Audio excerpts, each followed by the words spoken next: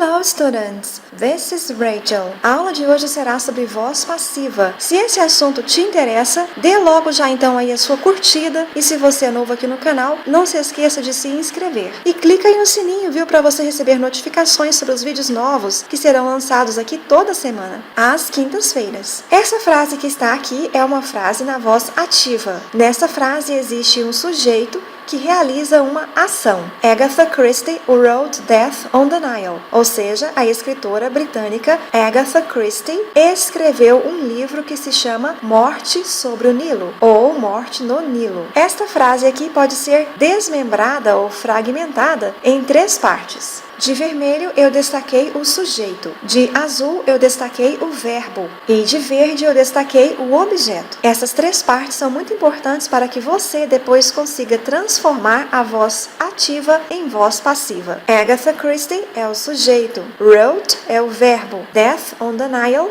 é o objeto. Aqui agora você pode observar a mesma frase escrita na voz passiva, na qual eu tenho algo sendo realizado por alguém. Então, nesse caso aqui, o sujeito não realiza a ação, mas sim a recebe. O foco da voz ativa é em quem realizou alguma coisa. Já na voz passiva, o foco é na coisa que foi realizada. Inclusive, muitas frases podem vir sem a presença da pessoa que realizou esta frase, porque o foco não é nesta pessoa, como eu disse, mas sim na coisa que foi feita por ela. Na voz ativa, eu possuía um objeto após o verbo. Já na voz passiva, o objeto é colocado no começo da frase. Na voz ativa, eu começo a frase com o sujeito. Na voz passiva, eu termino a frase com o sujeito. Em alguns casos, como eu disse, o sujeito pode até ser omitido. Na voz ativa, eu possuía um verbo no passado. Na voz passiva, eu possuo 2 verbos, sendo que um está no passado e o outro está no particípio. Entre a primeira frase e a segunda, há também mais uma diferença, que no caso é o acréscimo de uma partícula, que vai aparecer no caso apenas na voz passiva. Para eu sair de uma voz ativa e chegar a uma voz passiva, eu realizo basicamente 4 ações. Vou detalhar direitinho para vocês agora quais são elas. A primeira ação que eu devo realizar é identificar na frase que se encontra na voz ativa quais são o sujeito e o objeto. No caso, o sujeito normalmente costuma vir antes do verbo e o objeto costuma vir depois do verbo. Por que eu preciso fazer isso? Simples, porque quando eu fizer a voz passiva, o sujeito e o objeto vão trocar de lugar. Então, o objeto que estava no final vem para o começo da frase e o sujeito que estava no começo vai para o final da frase. E essa é então a segunda ação que eu devo realizar. Eu devo trocar o sujeito e o objeto de lugar na frase. A terceira etapa consiste em identificar o tempo verbal em que se encontrava o verbo na voz ativa. Este verbo aqui está no passado. Então, isso quer dizer que, na voz passiva, eu vou acrescentar a esta frase o verbo to be, que é o verbo ser ou estar, no mesmo tempo em que este verbo aqui se encontrava na voz ativa. Mas não é apenas isso que eu preciso fazer.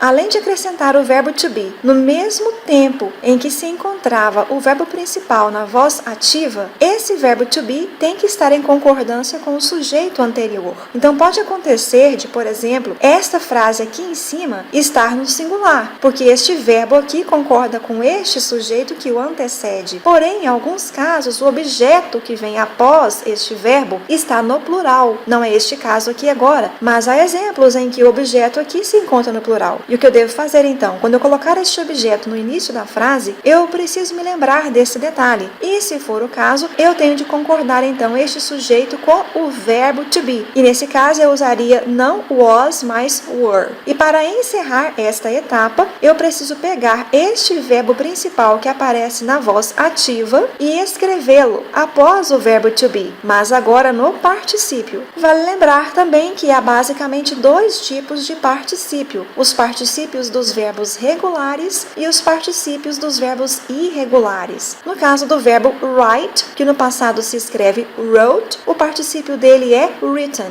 Revisando então Então, essa etapa é a seguinte. Identifique o tempo verbal em que se encontra o verbo principal na voz ativa. Insira na voz passiva o verbo to be no mesmo tempo verbal em que se encontrava o verbo principal na voz ativa. Coloque o verbo principal no particípio. E para encerrar, basta que eu acrescente o agente da passiva by, que significa por ou pelo. Agatha Christie escreveu Morte no Nilo. Morte no Nilo foi escrito por Agatha Christie. Agatha Christie wrote Death on the Nile. Death on the Nile was written by Agatha Christie. E aproveitando então a deixa, eu quero indicar para você um vídeo que eu fiz sobre a escritora Agatha Christie. Vou deixar aqui na descrição desse vídeo o link para você assistir, caso tenha interesse, esse meu outro vídeo sobre a Agatha Christie. Vamos então agora testar os seus conhecimentos? Aqui está um exercício para você resolver em seu caderno. Rewrite the sentences in the passive. Use by plus agent where necessary. Então você deverá reescrever as frases na voz passiva. Todas as frases estão evidentemente na voz ativa. E você deverá utilizar a partícula by mais o agente onde for necessário. Olha só aqui o exemplo. Alexander Bell invented the phone. Ou seja, Alexander Bell inventou o telefone.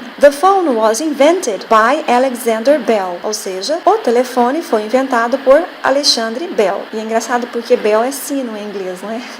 Faça então agora uma pausa em seu vídeo e resolva os exercícios de 1 a 6 em seu caderno. Então use seus conhecimentos para resolver este exercício. Em um instante eu vou corrigir já tudo com você. Prontinho? Então vamos lá. Number 1.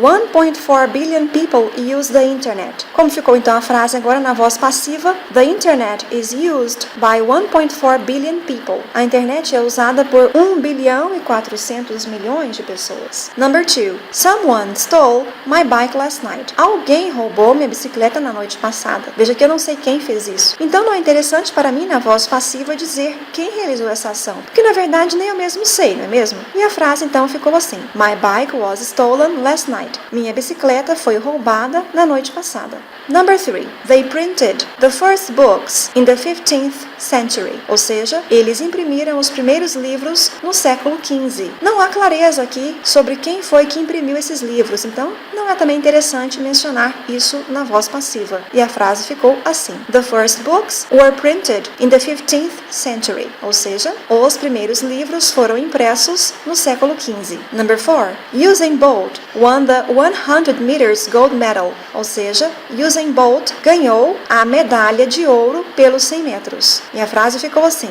The 100 meters gold medal was won by Usain Bolt. Number 5. Many people play online games. Muitas pessoas jogam jogos online ou em rede. Observe que esse verbo aqui está no presente. Então eu também devo usar o verbo to be no tempo presente quando eu fizer a mudança para a voz passiva. Online games are played by many people. Jogos online ou jogos em rede são jogados por muitas pessoas. E para encerrar, number 6. William Herschel discovered the planet Uranus in 1781. William Herschel descobriu o planeta Urano no ano de 1781. Fantástico, hein? A frase ficou assim. The planet Uranus was discovered in 1781 by William Herschel. E aí, gostou do vídeo? Esse conteúdo foi relevante para você? A explicação que eu dei foi útil para você revisar esse conteúdo para um teste ou para uma prova? Então compartilhe esse vídeo com os seus amigos da escola. Curta o vídeo e se você for novo aqui no canal, não se esqueça de se inscrever. Se você gostaria de praticar ainda mais esse conteúdo resolvendo outros exercícios, basta que você acesse os links que eu deixei como sugestão aqui na descrição desse vídeo. Até o próximo vídeo então. See you!